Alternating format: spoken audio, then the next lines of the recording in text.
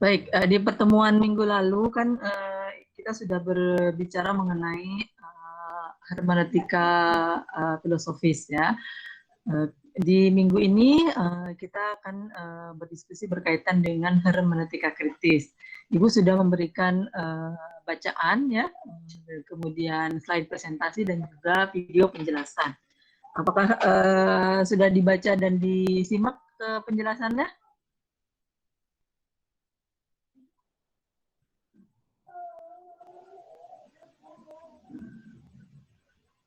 Halo? Sudah disimak belum atau sudah dibaca belum materi yang sudah Ibu sampaikan untuk hari ini tadi?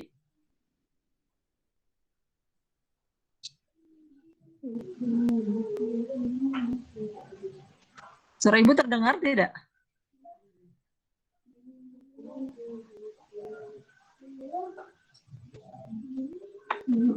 Halo?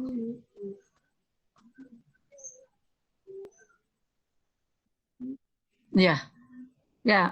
Materi yang sudah Ibu sampaikan, baik itu bacaan, slide, dan video sudah disimak semuanya?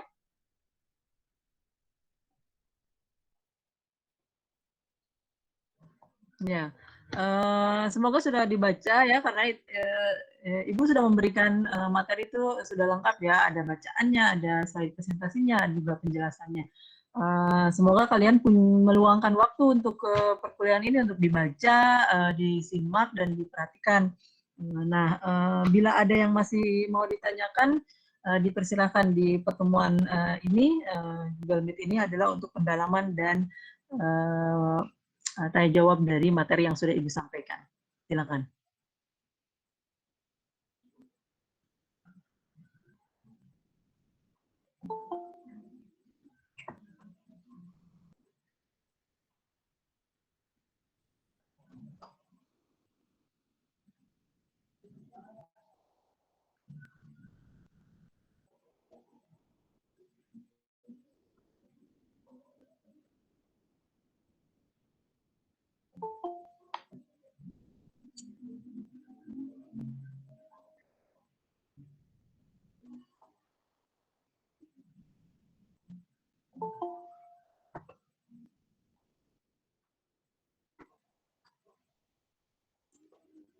Materinya bisa difahami atau tidak? Jadi maksudnya Ibu berikan materi mulai dari reading, slide, dan penjelasan itu supaya kalian bisa membaca materi, kemudian mendengarkan penjelasan, sehingga ketika kita Google itu kita ada proses diskusinya gitu ya. Jadi tidak vakum seperti ini. Justru ini kesempatan kita untuk lebih mendalami materi yang sudah disampaikan gitu ya. Jangan diam itu jangan sampai kemudian nanti tidak paham gitu. Nah, kalau tidak paham ya harus disampaikan gitu. Jadi Ibu sih berharap kalian membaca materi-materi yang sudah Ibu sampaikan, karena ya kita ini disinilah justru perannya mahasiswa. Mahasiswa itu tidak hanya pasif mendengarkan, pasif menerima, tetapi justru aktif dalam melakukan diskusi gitu kan. Kita nggak sama dengan kalau kita mendengarkan khutbah Jumat, kita nggak sama pertemuannya dengan majelis taklim. Ini adalah ruang akademik. Ruang akademik itu justru mahasiswa itu dituntut untuk bisa kita berdiskusi secara lebih mendalam gitu. Nah, ini kalau sudah difasilitasi begini, Ibu sih berharap kalian bisa aktif dan interaktif untuk tanya jawab berkaitan dengan materi yang sudah disampaikan oleh Ibu gitu. Kalau misalnya tidak bisa bertanya secara langsung, bisa juga kan di situ ada layanan chat di samping gitu ya. Tapi minimal Ibu ingin mengetahui apakah materi yang Ibu sampaikan kepada kalian itu bisa dipahami, bisa dimengerti, dan minimal kan Ibu bisa kalian paham tentang materi yang kita diskusikan di setiap pertemuan gitu. Silakan.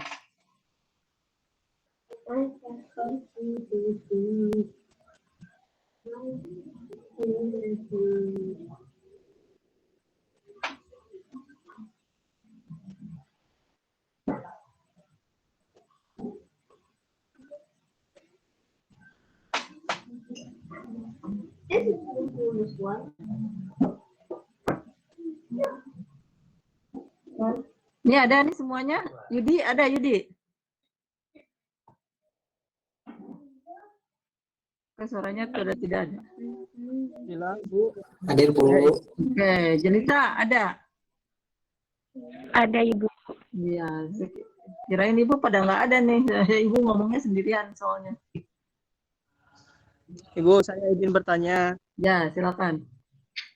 Gini Bu, kan kita sebelum ke kritik, hermeneutik kritis, telah mempelajari yang namanya hermeneutika teoretik dan filosofis. Nah, ya. Yang mana dalam hermeneutika itu sendiri dibangun atas 3 yang pertama kemarin pengarang, kemudian yang kedua teks, yang ketiga pembaca.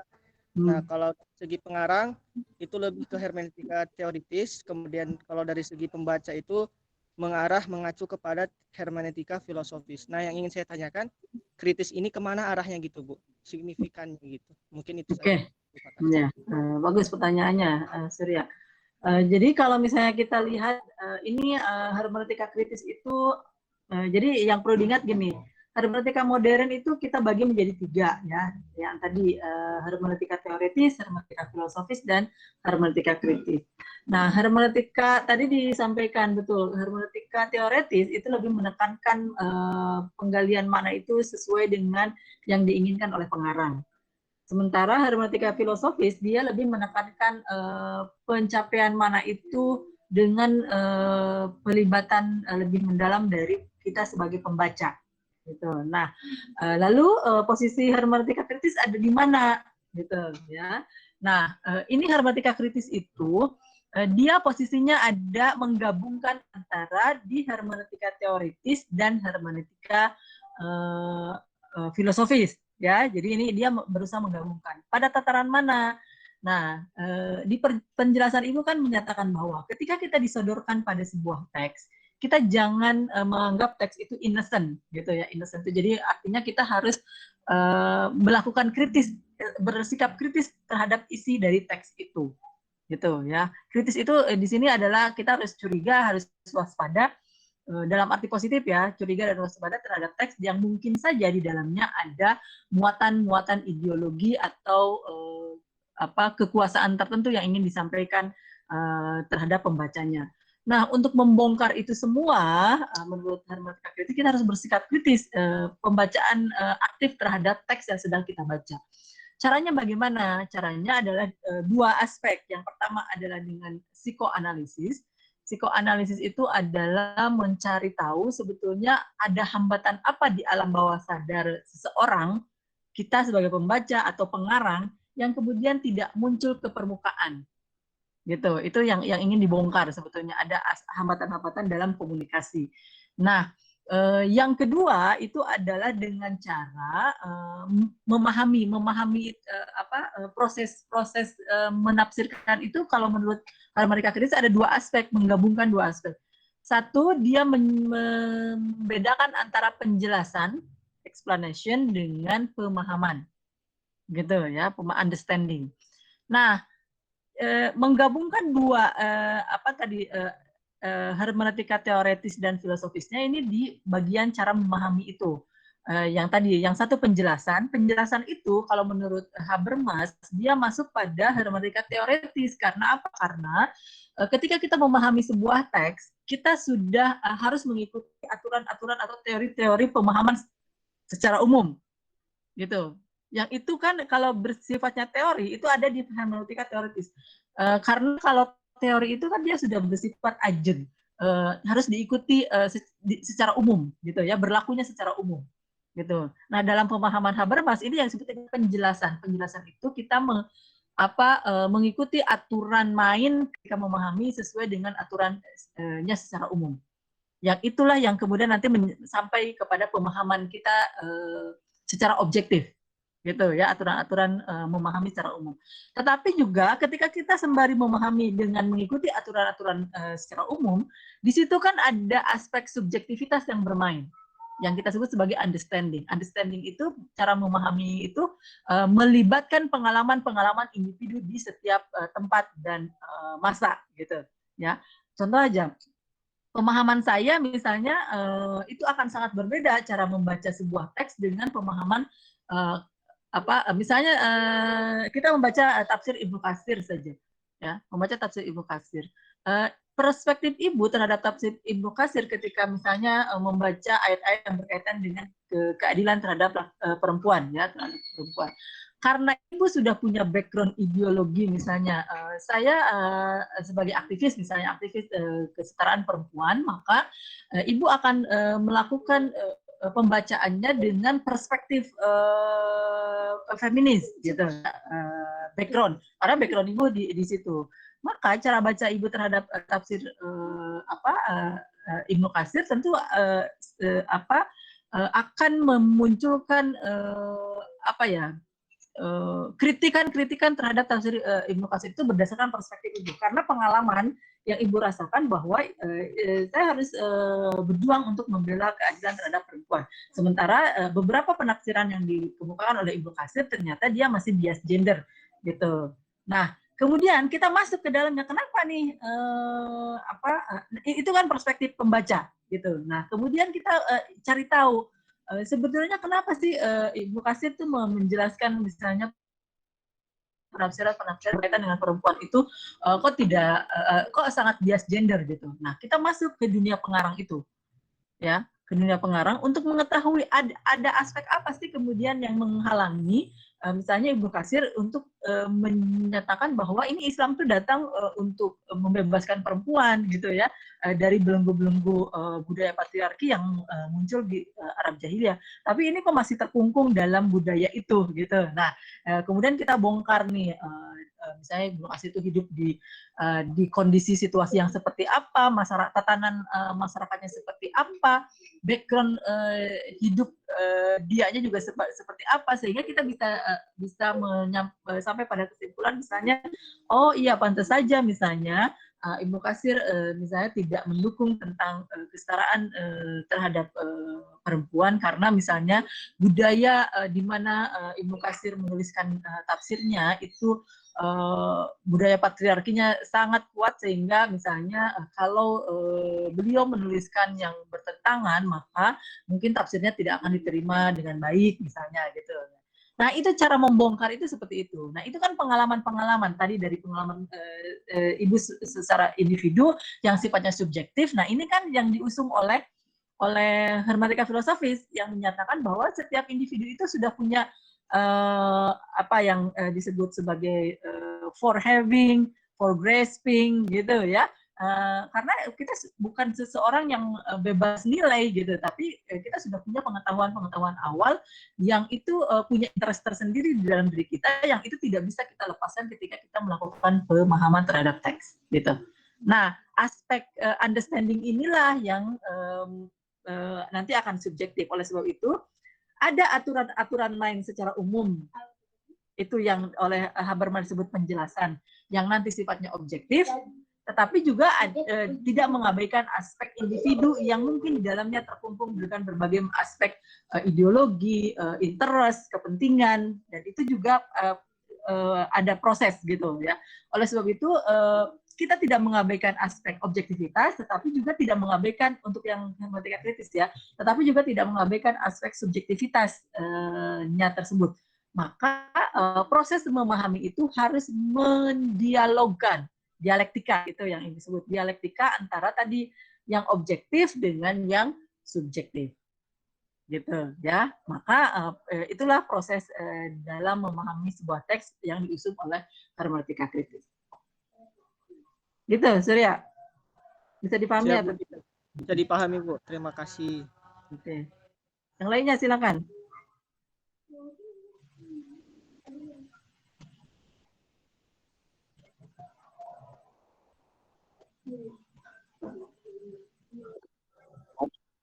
Ya, silakan Gunawan.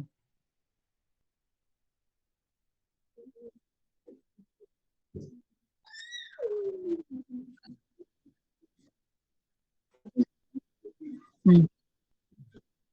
Hmm.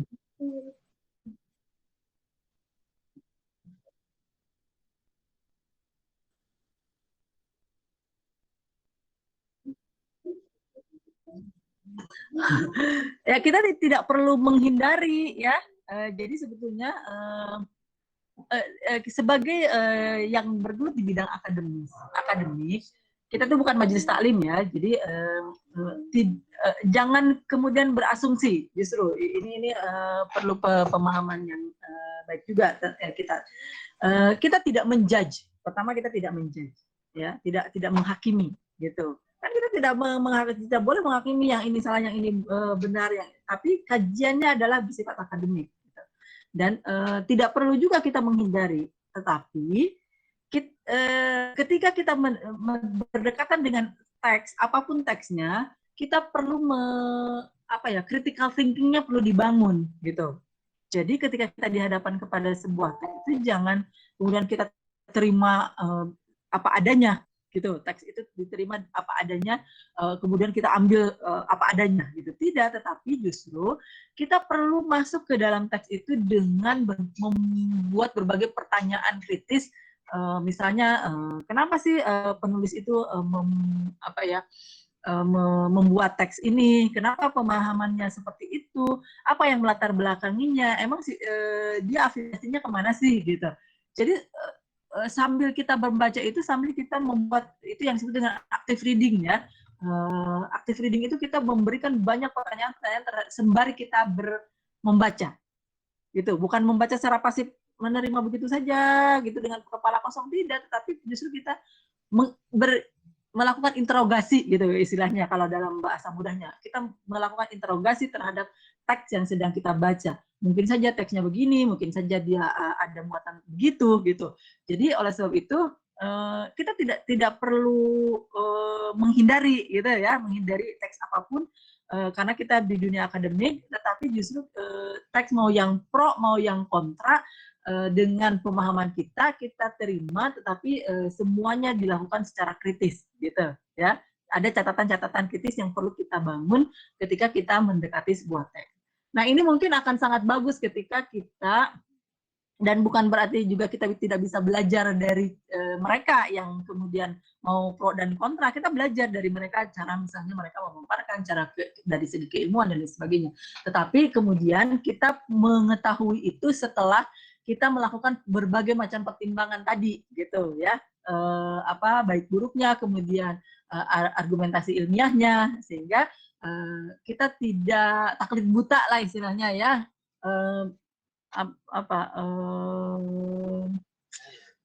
Nuturkan tapi barijeng tidak ngerti apa alasannya kita ngikutin itu, gitu ya. Contoh kan sekarang musimnya gitu, orang tiba-tiba menghakimi gitu, ada kerusuhan misalnya, kemudian kita langsung menghakimi, orang lain nimpukin, kita ikut nimpukin, padahal kita nggak tahu sebetulnya kesalahan orang yang kita timpukin itu apa.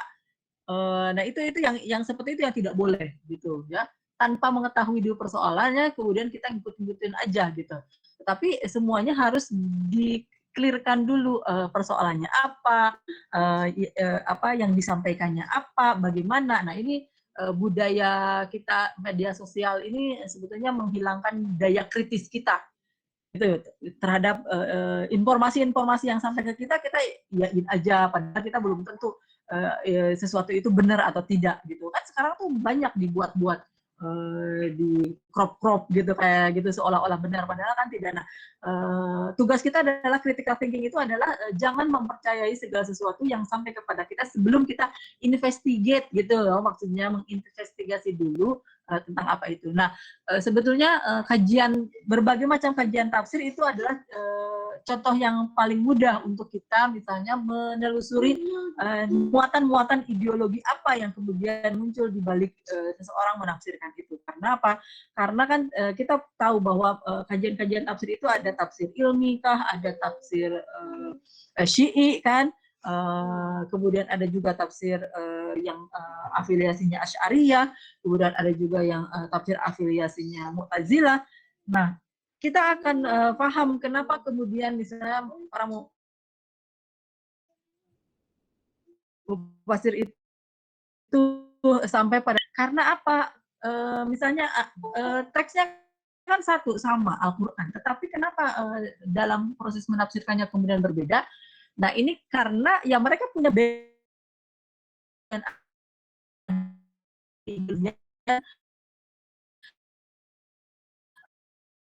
ingin mereka itu kita tidak bisa taken for granted menerima begitu saja naskahnya sebelum kita tahu siapa sih dia itu, sosoknya, kenapa menuliskan tafsir ini dan lain sebagainya gitu ya. Jadi itu sebenarnya analisis kritis dari Hermaya Kritis itu bisa kita terapkan untuk aspek-aspek yang seperti itu. Gitu ya Gunawan.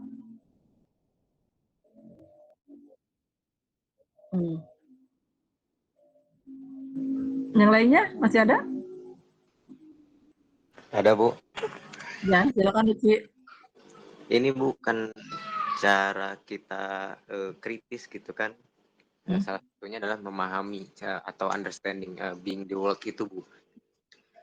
Tentu cara memahaminya itu kan diarahkan untuk berdialog dengan teks gitu kan yang ada di buku pengarang. Tapi kan di sisi lain tidak mungkin yang saya pahami, saya kira untuk memahami itu kita bisa lihat background dari latar belakang dia lahir di mana, kemudian isi hidup seperti apa. Tapi kan di sisi lain ada yang tidak, informasinya tidak lengkap terkait pengarang itu, Bu. Bagaimana kita apakah ada cara lainnya gitu, Bu, untuk memahami dari sisi pengarang itu kita sebagai pembaca gitu, Bu. Oke, mungkin kalau memang salah satu aspek bagaimana cara kita masuk pada pemahaman pengarang itu adalah dengan membaca biografi pengarang itu, ya. Biografi kan secara intelektual dia hidup di mana, kondisi sosial, budaya, ekonomi dan politik yang terjadi saat itu seperti apa. Itu adalah salah satu aspek bagaimana caranya kita masuk kepada dunia pengarang, gitu ya. Karena kan pengarang itu kadang-kadang biasanya mereka hidup di teks yang kita baca adalah ditulis oleh pengarang yang hidupnya jauh dari kita, juga masanya jauh dari kita gitu. Nah itu yang satu aspek yang perlu diperhatikan adalah kita membaca biografi atau autobiografinya. Tapi kalau misalnya kita tidak punya akses yang yang mumpuni terhadap sumber untuk memahami dunia pengarang itu, mungkin salah satu alternatifnya adalah pertama kita lihat tahun berapa teks itu dimunculkan, gitu ya. Jadi kita lihat dari tahun, ya dari tahunnya saja. Mungkin dari tahun itu misalnya dia hidup di tahun, misalnya kayak mudahnya gini, pengarang sejarah Indonesia. Kalau dia menuliskannya di masa Orde Baru, nah berarti kan kita akan bisa melihat, oh ada apa di tahun itu, gitu ya, Orde Baru. Jadi kita bisa melihat perkembangan, misalnya kenapa di buku-buku sejarah, jadi selama masa Orde Baru itu kan kekuasaan oleh sejarah itu dibuat oleh penguasa gitu ya. Maka kita sekian lama dicekokin, hampir 30 tahun dicekokin dengan berita-berita tentang Super Semar, siapa pahlawan Super Semar. Karena apa? Karena memang di situ Presiden Soeharto yang sedang berkuasa, oleh sebab itu dia bisa mengimpos kekuasaannya untuk membuat sebuah sejarah yang padahal pada kenyataannya tidak seperti itu misalnya, atau tentang image G30 SPKI gitu ya. Nah itu kan aspek-aspek yang dimasukkan, diinternalisasikan di buku-buku sejarah yang itu berdasarkan pesanan dan karena kekuasaan presiden pada saat itu untuk membuat sebuah karya yang bisa menguntungkan dirinya, gitu ya. Jadi walaupun kita nggak tahu misalnya background biografinya, kita bisa melihat dari segi tahun saja, misalnya apa yang terjadi di tahun itu, gitu. Kondisi politik di tahun itu seperti apa, gitu. Yang general itu bisa kita masuk ke dalamnya, gitu ya, untuk mengetahui aspek itu. Nah, aspek yang kedua sebetulnya bisa kita masuk lewat bahasa, gitu ya. Karena bahasa itu memang aspek yang jadi periode itu menjadi aspek penting, walaupun kita tidak tahu background-nya. Jadi kondisi secara umum di tahun itu atau di lokasi itu kita bisa membantu sampai pada pemahaman pengarang. Bila biografi pengarang tidak bisa kita temui. Yang kedua adalah bahasa yang dipergunakan, gitu. Nah, karena kan memang bahasa ini menjadi medium, alat kita dalam proses memahami dan yang menghubungkan antara kita sebagai pembaca dengan pengarang gitu, lewat karyanya. Nah, bahasa-bahasa yang dipergunakan, apakah dia populer, style cara memaparkannya seperti apa, kemudian kosakata yang dipilihnya seperti apa, itu bisa juga mengantarkan kita kepada tadi aspek tadi penjelasan yang sifatnya objektif tadi, gitu, penggalian makna yang diinginkan oleh pengarang itu. Gitu. Jadi interaksinya memang tadi bisa dengan secara general situasi dan kondisi, tapi yang aspek yang kedua bisa lewat bahasa yang digunakan dan kita bisa mengenal misalnya yang dimaknai kosakata yang dipilih itu pada masa itu maksudnya apa, gitu. Ya, jadi pasti nanti kita akan ketemu nuansa-nuansa misalnya ideologis kah atau apalah yang hanya dengan istilah-istilah yang kemudian dipilih oleh pengarang di dalam teks atau naskah yang sedang kita pahami itu. Itu mungkin Lutfi. Ya Bu, artinya kita itu pemahaman kita relatif gitu ya Bu. Ini juga. Ya, jadi itu kok karena kombinasi ya. Yang saya kira yang dimaksud selalu produktif gitu ya Bu ya. Artinya ada pemahaman baru gitu. Betul. Ya. Betul. Jadi nanti itu nanti sebetulnya secara ekstrim. Nanti kalau ada lagi nih sebetulnya arus kajian hermeneutika yang secara ekstrim menyatakan bahwa the author is dead gitu. Jadi the death of the author, kematian pengarang gitu ya. Nanti sebetulnya ada di pembahasannya Paul Ricoeur. Paul Ricoeur itu dia memunculkan sebuah teori hermeneutika fenomenologis yang di situ menyatakan bahwa ketika secara ekstrim ya, dia menyatakan bahwa ketika sebuah naskah atau teks itu dilempar ke publik gitu ya, dilempar ke publik itu artinya sudah diterbitkan dan kemudian dilempar ke publik untuk dibaca oleh khalayak umum, maka keterkaitan dengan pengarangnya sudah selesai gitu. Artinya di situ makanya disebut pengarang itu sudah mati, dalam artian bahwa makna dari teks itu sudah bukan lagi milik pengarang. Nah, ini yang mungkin secara ekstrim kebalikan dari hermeneutika teoretis ya, karena di situ menganggap bahwa karena teksnya sudah dianggap dilempar ke publik untuk dibaca secara umum, maka publik berhak untuk menentukan makna semaunya publik gitu. Ya, karena siapapun kan bisa membacanya tanpa ada pembatasan. Ketika sudah dilempar ke publik ya semua orang bisa membaca, semua orang bisa memberi makna gitu ya. Jadi kita tidak usah lagi terkungkung dengan makna yang diinginkan oleh pengarang gitu ya. Maksud pengarang sudah mati itu bukan berarti pengarangnya benar-benar mati, tetapi maksudnya pemaknaan itu sudah tidak lagi punya kewajiban untuk disandarkan kepada yang diinginkan oleh pengarang gitu ya. Artinya kita bebas sebagai pembaca, bebas memberikan pemahaman memproduksi makna sesuai dengan kehendak kita, disesuaikan dengan konteks dan lain sebagainya gitu. Jadi ini sangat ekstrim dan berbeda dengan bertentangan dengan hermeneutika teoretis tadi.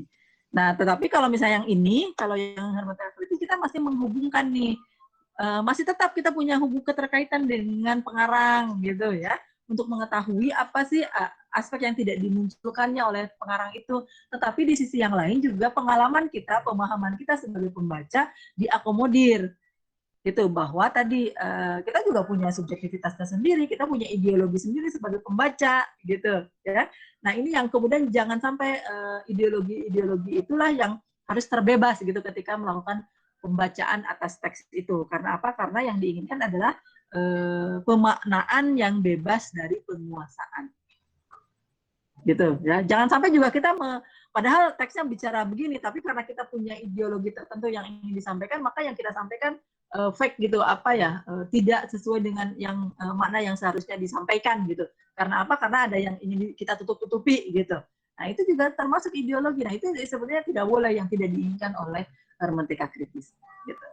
Produksi makna tetapi juga harus pure gitu, karena goal akhirnya adalah masyarakat yang emansipatoris, terbebas dari berbagai kekuasaan, karena harus ada komunikasi yang bebas dari berbagai penguasaan gitu. Semuanya harus diungkapkan apa adanya. Itu. Yang lain masih adakah?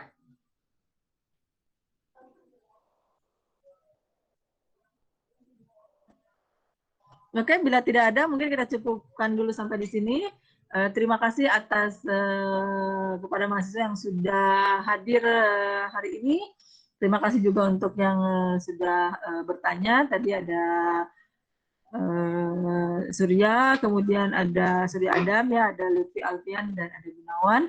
Yang lainnya mungkin nanti di pertemuan-pertemuan berikutnya semoga bisa lebih aktif lagi. Terima kasih.